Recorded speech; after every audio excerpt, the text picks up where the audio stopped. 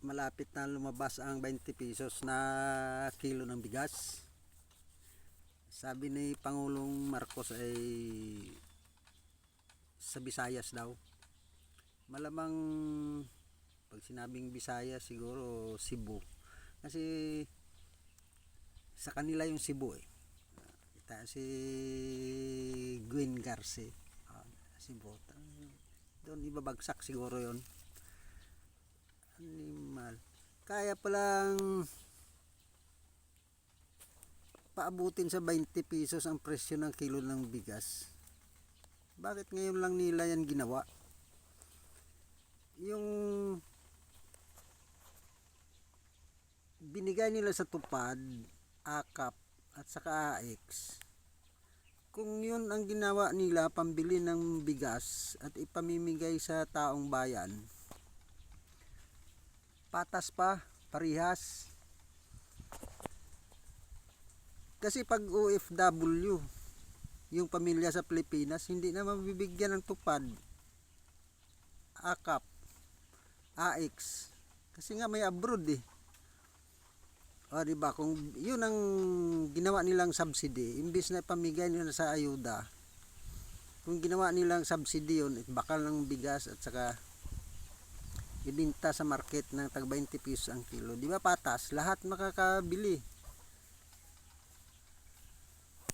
Paano yung hindi magiging bias yung pamimigay ng mga ganyan klaseng ayuda? Eh kung kamag-anak, siyempre kasama ka sa lista. Kung alalay ka, kasama ka sa lista. Eh kung kontrapartido ka, ay wala. O, di pinili lang nila yung pinagbigyan nila ng ayuda. Kaya naman pala magpresyo ng 20 pesos per kilo ng bigas. Ba't hindi nila ginawa yun noon pa? Dahil yun ang plataforma ni Pangulong Marcos nung nagkandidato pa lang siyang presidente. Tapos ngayong eleksyon, saka sila magpalabas ng 20 pesos na presyo ng bigas.